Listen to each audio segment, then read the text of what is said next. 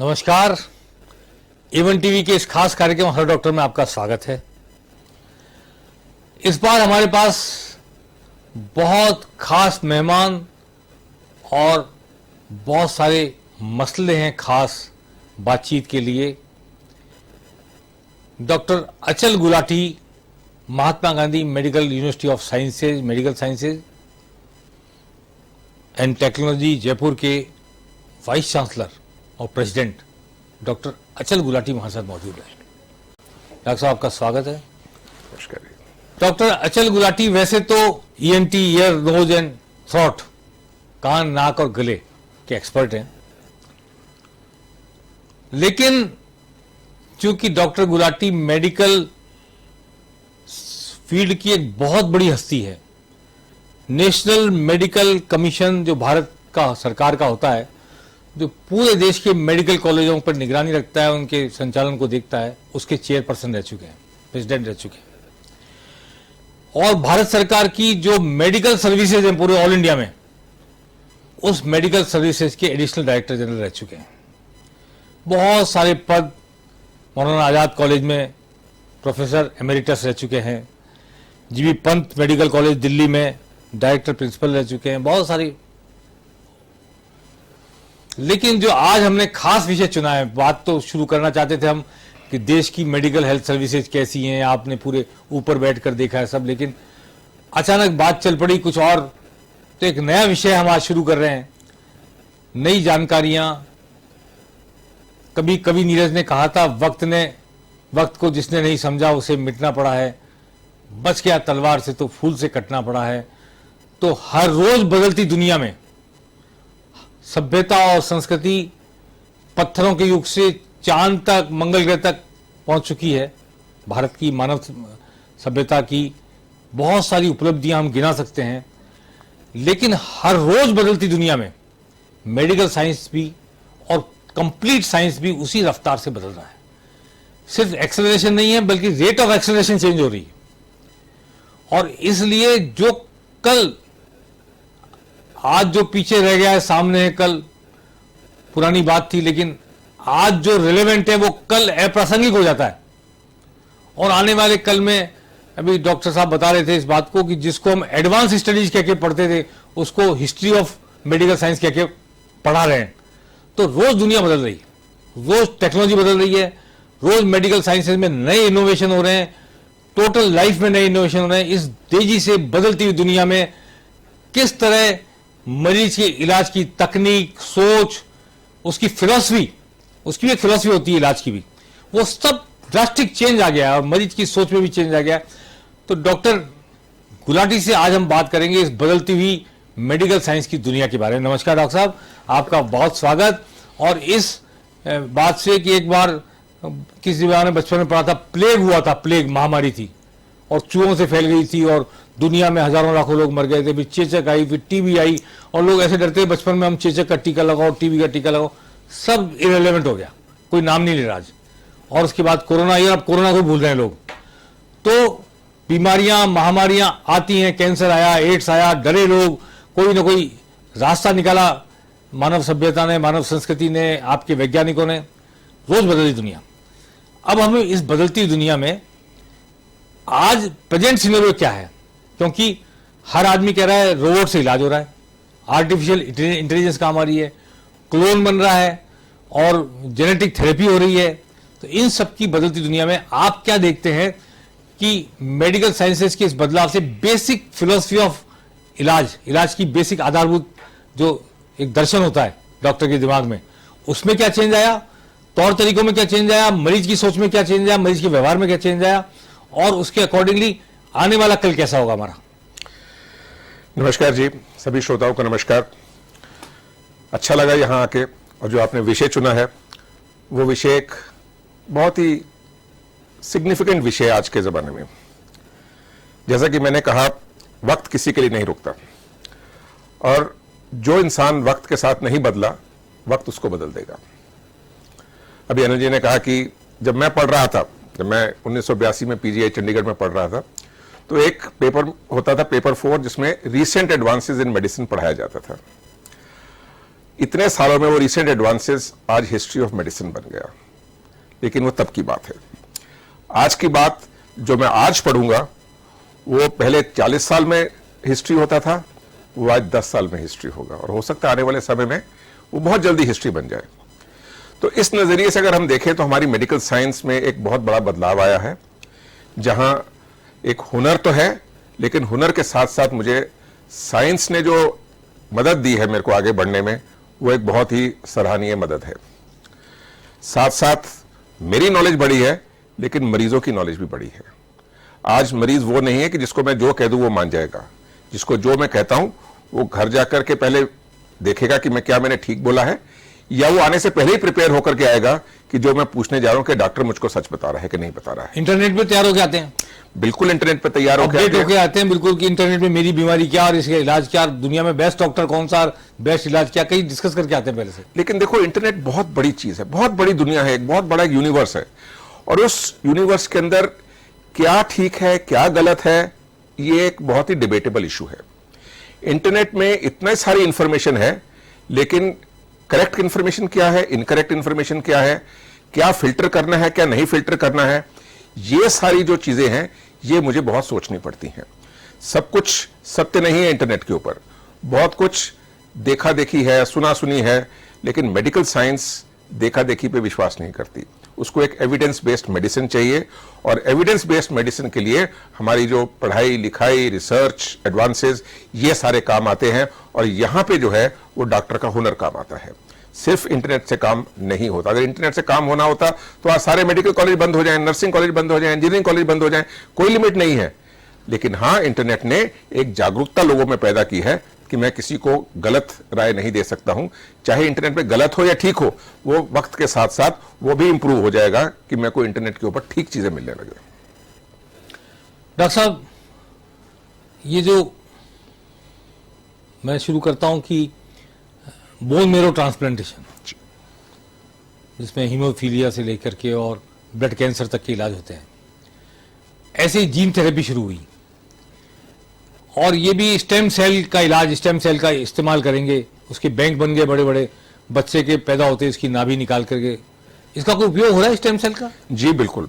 देखिए, transplant technology जो है, ट्रांसप्लांट की साइंस जो है, वो आज के दिन में उसने एक हेल्थ एस्पेक्ट बदल दिया है। क्या क्या ट्रांसप्लांट होता है मेरे कॉर्निया ट्रांसप्लांट होता है, आंख के आगे की जो एरिया है, मेरा heart transplant, liver transplant, kidney transplant, pancreas transplant, lung transplant, skin transplant, bone transplant, ये सारे मेरे ट्रांसप्लांट्स होते हैं, वो एक किसी मकसद से होते हैं। अगर मेरे वो शरीर का अंग पूरी तरीके से काम नहीं कर रहा है, तो अगर मेरे को एक डोनर मिलता है, अच्छा मैचिंग डोनर मिलता है, जो बेस्ट डोनर होता है वो मेरा रिश्तेदार होता है, अगर वो मेरे को मिलता है और वो मैं ट्रांसप्लांट करके अपने शरीर में लगवाता हूं, तो मेरे शरीर का जो अंग खराब हो रहा था उसमें इंप्रूवमेंट आ जाती है।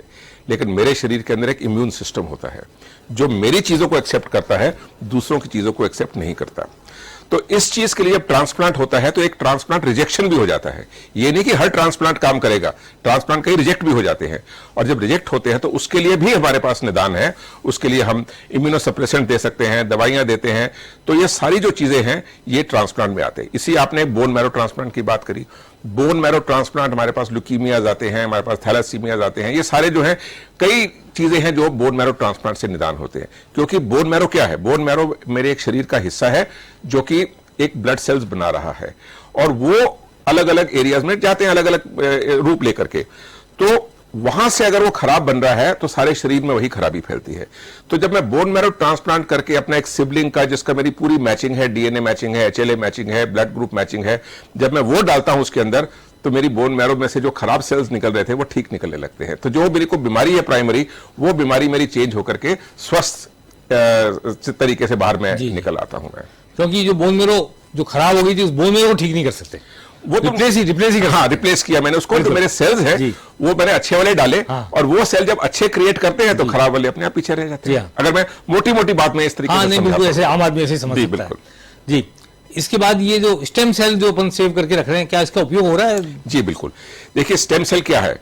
मेरे शरीर का जब बच्चा जब बनता है तो एक पर्टिकुलर सेल होता है, ओमनीपोटेंट प्लुरिपोटेंट सेल होते हैं, वो फिर आगे फैलने लगते हैं, तो वो एक हर ऑर्गन उसी के से लिए बच्चा बनता है। उसी से आगे ऑर्गन्स बनना शुरू होते हैं। कोई लिवर के लिए बन जाता है, कोई पैंक्रियास के लिए बनता है, कोई मेरे स्ट्रक्चर के लिए बन जाता है।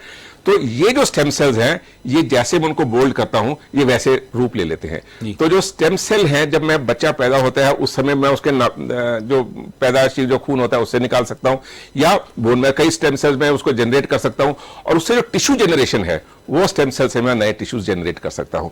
ये पूरी तरीके से अभी है, कई एरियाज में बहुत कामयाब है, कई एरियाज में रिसर्च शोध जारी है उसका। जैसे जैसे वक्त बढ़ते जाएगा ये शोध बढ़ता रहेगा और मेरा सक्सेस रेट बढ़ता रहेगा। आज के दिन में मैं आज कॉर्निया ट्रांसप्लांट की बात करता हूं या मैं स्किन ट्रांसप्लांट की बात करता हूं, वो जो स्टेम सेल उसका एरिया है वो उस सेल्स के अंदर डिफरेंशिएट करेगा ताकि मेरा वो स्ट्रक्चर बन जाता है। डॉक्टर साहब, आप ईएनटी के भी हैं जी। मैं ये करूं कि कोई सुन नहीं रहा है बाई बर्थ और उसके बच्चे की स्टेम सेल, देखिए क्या उससे कान का पर्दा बन सकता है? देखिए मैं थोड़ा सा इसको इलेबोरेट करता हूं। जी। अगर मैं पैदाइशी नहीं सुनता हूं तो इसके कई कारण होते हैं, लेकिन सबसे कॉमन कारण होता है जेनेटिक। मेरी जीन्स के अंदर जो मेरा बहरेपन का इशू है वो मेरा पैदा हो जाता है। पैदा होने के बाद जब वो नहीं सुनता है बच्चा, उसको मेरे को डिटेक्ट करना है, क्योंकि अगर मैं डिटेक्ट नहीं करूंगा तो और प्रॉब्लम्स होंगी। खुदा ने मेरे को एक दिक्कत दी, न सुनने की। अब आप सोचिए बच्चा बोलता कैसे है। बच्चा सुनता है, तब बोलता है, उसके बाद सीखता है और वो बोलता है। जी हाँ। अगर वो सुनता नहीं है तो बोलता भी तो वो बोलेगा भी नहीं। तो खुदा ने मेरे को एक दिक्कत दी, और एक डॉक्टर होने के नाते अगर मैंने वो दिक्कत समय पर ना डिटेक्ट की तो मैंने दूसरी दे दी। सो ये बात मुझे रखनी है कि जल्दी से जल्दी मुझे डायग्नोस करना है। अब उस कंजेनिटल एब्नॉर्मलिटी का क्या कोई मेरे पास जेनेटिक मॉड्यूलेशन मैं आज के दिन नहीं, कल को जरूर कर पाऊंगा, लेकिन कई जगह में अगर मेरा नहीं सुनता है तो कॉक्लियर इम्प्लांटेशन टेक्नोलॉजी है मेरे पास। वो मैं एक सुनने के लिए मेरी एक आवाज जाती है और कान का जो अंदर का इलाका है वहां से वो आवाज ब्रेन तक एक नर्व के थ्रू जाती है। वहां पे अगर मेरी दिक्कत होती है, नर्व ही सूखी हुई है, नर्व सूख, तो मेरे को कॉक्लियर इम्प्लांटेशन के थ्रू, मेरी उस नर्व के थ्रू मेरे को ऊपर आवाज जाती है। तो एक कृत्रिम सॉर्ट ऑफ आवाज जो है वो मैं जनरेट करके बच्चे को सुनाना शुरू कर सकता हूं। आपने पर्दे की बात बोली। पर्दा एक मैकेनिकल स्ट्रक्चर है। पर्दा पैदाइशी कई बार होता है कि पैदाइशी पर्दा नहीं है। एक पूरा जो अंदर हमारे कान के अंदर एक हवा का एक कैविटी होती है वो पूरी सॉलिड बन जाती है, लेकिन पर्दा ऐसा जो है वो अलग से नहीं होता। पर एक उसमें इंफेक्शन आ सकती है। जब बच्चा थोड़ा बड़ा हो रहा है और पर्दे में, कान के अंदर इंफेक्शन हो गई, पर्दे में छेद हो गया, वो ऑपरेशन से ठीक हो जाता है। उसमें तो कोई रॉकेट साइंस नहीं है, वो ठीक हो जाता है। अंदर हड्डियां होती हैं वो भी बदल सकती है, वो भी कोई रॉकेट साइंस नहीं है, वो भी बदल सकते हैं। जो इनर ईयर है, जो कॉक्लिया है, वहां पे जाकर के हमारे को फिर एक बहुत बड़ा साइंटिफिक फिनिश चाहिए होता है, जो हम कॉक्लियर इम्प्लांट या ब्रेन स्टेम इम्प्लांट। अगर मेरी वो नस भी नहीं है तो मेरे ब्रेन स्टेम इम्प्लांट तक मैं जा सकता हूं। अच्छा। तो ये जो है नए एरियाज हैं। कॉक्लियर इम्प्लांट अब काफी कॉमन हो गया है। हमारी भारत सरकार उसको फंड भी करती है, हमारे प्रधानमंत्री भी उसको एनकरेज करते हैं, स्टेट गवर्नमेंट्स उसको एनकरेज करती हैं। जो ब्रेन स्टेम इम्प्लांट है वो अब नेक्स्ट जनरेशन है, उसके और आगे जाकर के ये मेरा कान है, ये मेरा इनर कान है, ये मेरा ब्रेन है। तो यहां तक का तो कॉमन हो गया, लेकिन यहां तक के जो रिप्लेसमेंट है वो मेरी अब नेक्स्ट फेज के अंदर वो बहुत ब्रेन में कुछ लगेगा ताकि यहां से यहां जैसे वायरलेस जाता है, बिल्कुल ऐसे वायरलेस तरंगे जाएगी और वो ब्रेन में कन्वर्ट कर देगी आवाज। क्योंकि मैंने सुनना क्या, आखिर यहां से आवाज जाती है, बाहर के कनाल में जाती है, कान के पर्दे पे जाती है, पर्दा हिलता है, अंदर हड्डियां हैं छोटी, वो हिलती हैं, और वहां से फिर मेरे कान के अंदर फ्लूइड्स होते हैं, वो वाइब्रेट करते हैं, और वहां पे मेरी जो साउंड एनर्जी है वो इलेक्ट्रिकल एनर्जी में कन्वर्ट होकर, और इलेक्ट्रिकल एनर्जी मेरी ब्रेन पे जाती है। तो एक ये सर्किट सा है, और कहीं ना कहीं जहां भी सर्किट टूटता है अगर मैं उसको रिप्लेस कर दूं तो आइदर रिप्लेस और रिपेयर। बिल्कुल रिप्लेस और रिपेयर, एब्सोल्युटली, बिल्कुल ठीक कहा आपने। जी डॉक्टर साहब, ये बीच में क्लोन बना था, बहुत बड़ा सुना था कि भेड़ का क्लोन बन गया, ये बन गया, ये फिर आदमी का भी क्लोन बनाने की बात चली, और फिर एक तरह से मानव सभ्यता ही डर गई इस बात से। देखो, क्लोन का कंसेप्ट आज से नहीं है, बहुत पुराना कंसेप्ट है। अगर मैं इसको जाऊं तो क्लोन एक से मैंने दूसरा बना लिया, तीसरा व्यक्ति बना लिया। पिक्चरें आपने देखी होंगी, शुरू से क्लोन्स की आ रही है, पुराने ग्रंथों में भी जिक्र है। मैंने हाथ यूं किया तो 6 बच्चे पैदा हो गए, 10 बच्चे हो गए, 100 बच्चे हो गए, तो ये सब कुछ वो कहते हैं कि पसीने से बच्चा पैदा हो गया। लेकिन बात इसमें यह कहीं ना कहीं कंसेप्ट तो था ना, थॉट तो था ना, चाहे कितनी भी पुरानी किताबें हैं, अगर वो थॉट है उसके अंदर तो किसी के दिल में वो विचार आया। जब वो विचार आया तो उसको आज साइंस उसको एक ओरिजिनलिटी में बदल रहा है। अब क्लोन क्या है? मेरी ही जेनेटिक जो मेरा कंस्ट्रक्शन है उसी का अगर मैं एक डुप्लीकेट बनाता हूं जी। तो मेरी हर आदत का वो क्लोन, वो मिरर इमेज बन जाती है। बिल्कुल। तो एक बनाया, दो बनाया, 5 बनाए, ये एक तो हम फैसिलिटी तो किसी को मरने ही ना दें, लता तो- मंगेशकर का क्लोन बना दो, लता मंगेशकर बनती रहेगी। हो सकता है कल में जरूर ऐसा रहेगा। ऐसा कर सकते हैं। बिल्कुल, क्यों नहीं हो सकता। जी जी। तो ये एक बड़ी नई बात आई है कि क्लोन बनेगा तो वैसा इंसान जिंदा रखा जा सकता है सदियों तक। बिल्कुल। हमने इतिहास में पढ़ते रहते हैं कि साहब वो व्यक्ति अमरत्व प्राप्त था, अमर रहा, उसके बाद अमर मणि थी, वो कभी मरा ही नहीं, मर सकता नहीं था। तो क्या पता इसी तरह जिंदा रखा जा सके एक आदमी को अनंत काल तक। लेकिन- वैसा का वैसा। बात वही है, विचार किसी के दिल में आया उस समय कुछ तो होगा जी ना। जी जी जी, ठीक बात ठीक है ना। आज अगर पुष्पक विमान में कोई गया तो एक विमान का कंसेप्ट तो था ना। कंसेप्ट तो दिमाग आज में मेरे था। हवाई जहाज जी, घूमते रामायण में भी था। कंसेप्ट जी। था मेरे पास विमान का। डॉक्टर साहब, आप एक यूनिवर्सिटी के वाइस चांसलर भी हैं, महात्मा गांधी मेडिकल यूनिवर्सिटी के वाइस चांसलर हैं, प्रेसिडेंट भी हैं, उसके हेड एक तरह से, और उस मेडिकल काउंसिल में भी रहे हैं, मेडिकल कमीशन में भी, नेशनल मेडिकल कमीशन जो यूनिवर्सिटीज को देखता है। आमतौर पे क्या है कि मरीज के दिमाग में कंसेप्चुअली वो एक भ्रम होता है, कैसा अस्पताल चुने। बाद में यहां से शुरू करना चाहता हूं। आजकल 5 स्टार अस्पताल बन रहे हैं, बहुत नीट एंड क्लीन, नर्से जैसे कपड़े पहने, कंपाउंडर जैसे कपड़े पहने, और टाइम से हो रहा है, सब काम ऑटोमेटिक हो रहा है, और ऐसा जैसे इंप्रेशन पड़ता है कि आप पता नहीं कहां गए।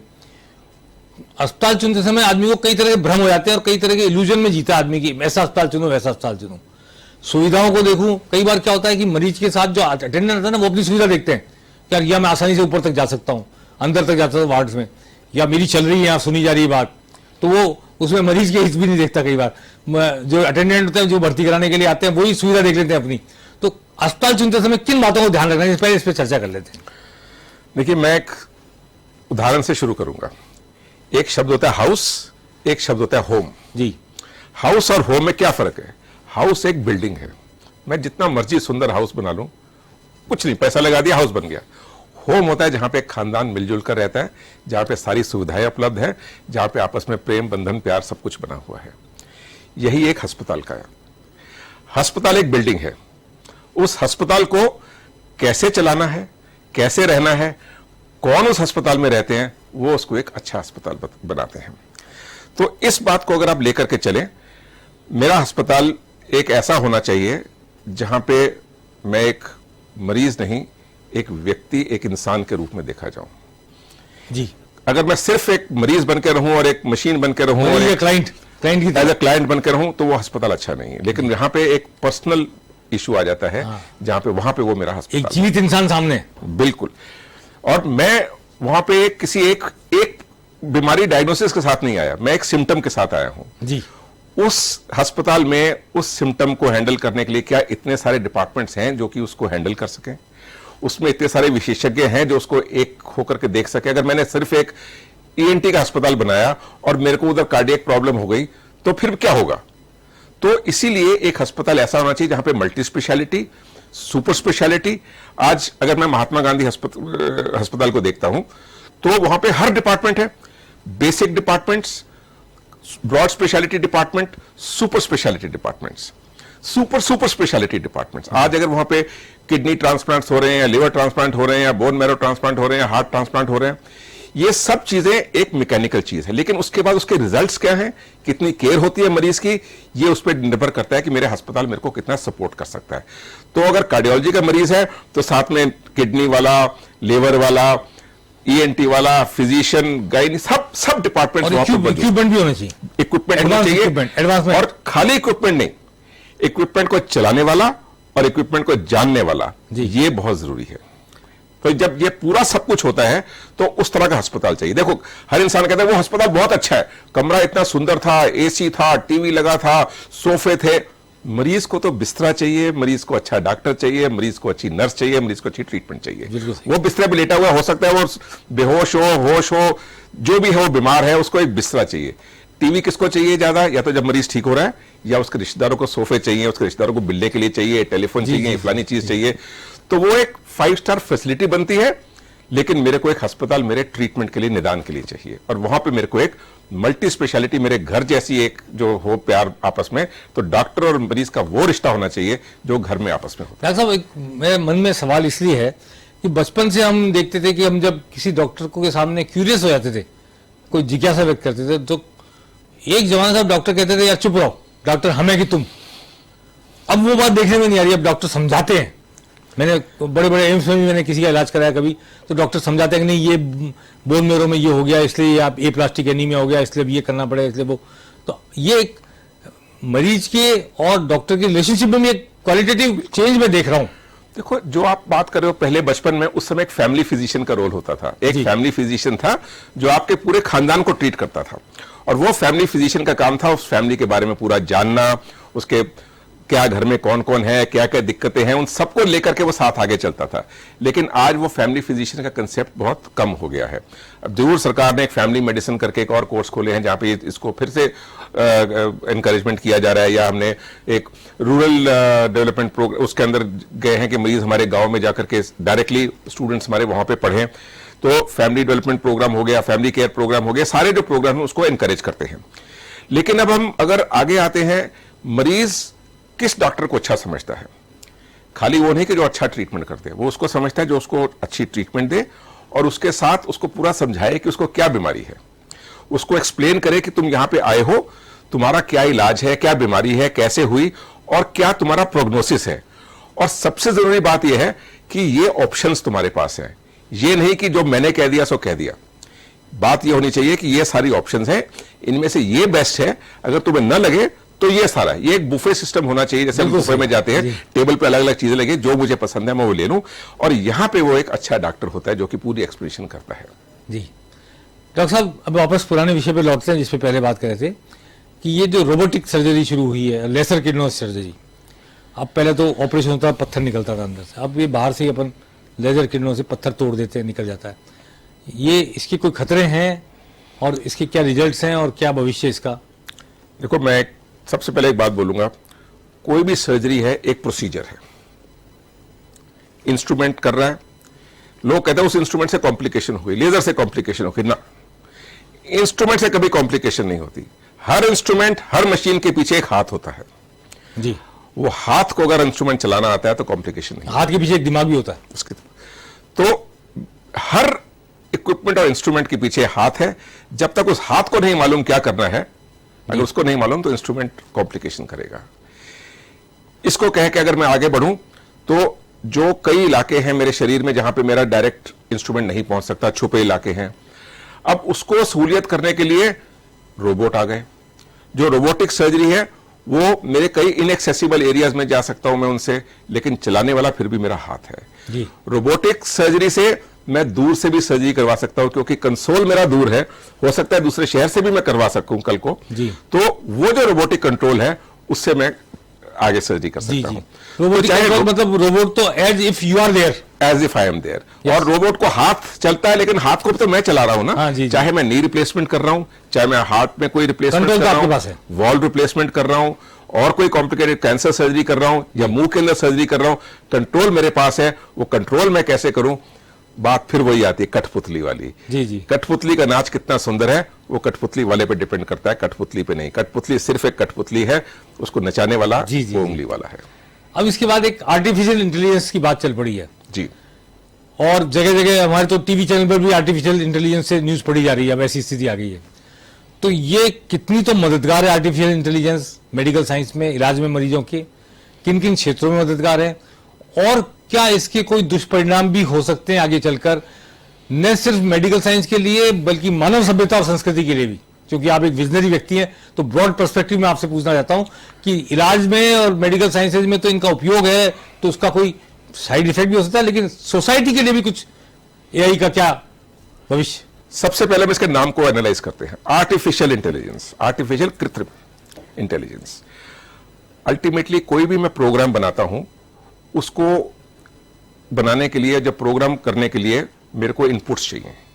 इनपुट्स कहां से आएंगे? वो मेरी नॉलेज से आएंगे, वो नेचुरल नॉलेज से आएंगे। चाहे पढ़े लिखे हो, चाहे एक व्यक्ति नहीं, हजारों व्यक्ति की नॉलेज से मैं एक प्रोग्राम बना सकता हूं। आर्टिफिशियल इंटेलिजेंस वहां पे आती है। आर्टिफिशियल इंटेलिजेंस या मशीन लर्निंग, दो शब्द हैं यहां पे, आर्टिफिशियल इंटेलिजेंस, मशीन लर्निंग। अब नॉर्मली क्या होता था, अगर मैं अकेला काम कर रहा हूं तो मेरी नॉलेज जो है उस समय वो मेरे पूरी 100% मैंने उसकी ट्रीटमेंट में लगा दिया। आर्टिफिशियल इंटेलिजेंस में मैंने 50 लोगों की नॉलेज लिया, उसका निचोड़ निकाल के कंडेंस करके जी। मैंने एक प्रोग्राम बनाया जो मेरा आर्टिफिशियल इंटेलिजेंस बन गया। लोग कहते हैं साहब आर्टिफिशियल इंटेलिजेंस आ गई, डॉक्टर रिप्लेस हो जाएंगे, इंजीनियर रिप्लेस हो जाएंगे, स्पेस टेक्नोलॉजी रिप्लेस हो जाएंगे। आर्टिफिशियल इंटेलिजेंस किसी डॉक्टर को, इंजीनियर को, प्रोफेशनल को रिप्लेस नहीं कर सकता जी। लेकिन एक बात है, अगर कोई प्रोफेशनल आर्टिफिशियल इंटेलिजेंस के बारे में ना जाने या उसको ना अपनाए तो वो रिप्लेस होगा। आर्टिफिशियल इंटेलिजेंस डॉक्टर को रिप्लेस नहीं करेगी जी। फिर वही बात आती है, अल्टीमेटली कोई चीज 100% एक्यूरेट नहीं होती, इसके अंदर भी एरर है, क्योंकि जब मैंने मल्टीपल सोर्सेज से इंफॉर्मेशन ली है तो कुछ ना कुछ उसमें भी एरर आ सकता है। हो सकता है 99% एक्यूरेट हो, 98% एक्यूरेट हो, 100% एक्यूरेसी जो है वो फिर भी नहीं है। लेकिन इसमें जो मैं मॉड्यूल्स बनाऊंगा वो मेरे आर्टिफिशियल इंटेलिजेंस के साथ एटलीस्ट एक प्रिडिक्टिव मॉड्यूल्स बन सकते हैं।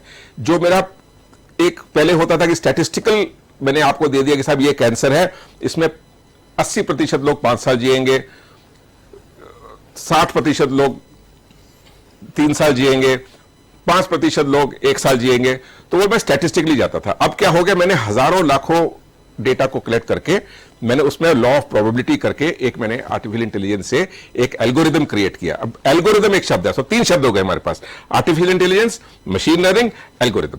तो जब एल्गोरिदम मेरा होता है कि ये होगा तो ये होगा, ये होगा तो ये होगा, तो उससे मैं एक नतीजे पे पहुंचता हूं कि हां इसकी प्रोबेबिलिटी ज्यादा है। तो जो पहले मेरे पास कम ऑप्शंस थे, अब मेरे पास प्रिडिक्ट करने के ज्यादा ऑप्शंस आ गए। ऐसे ही डायग्नोसिस करने में भी एक्सरेज, ईसीजीज और जो इन्वेस्टिगेशंस हैं, मैं मशीन लर्निंग के थ्रू, जो मेरी इतनी सारे मेरे पास रिपोर्ट्स पड़ी हैं, डेटा पड़ा है, मैं उनको फीड करके और उसमें मैं देखता हूं कि ये वाली फाइंडिंग है तो ये डायग्नोसिस हो सकता है, तो मेरे को उससे एक हेल्प मिलती है, तो I can progress in the field of medicine.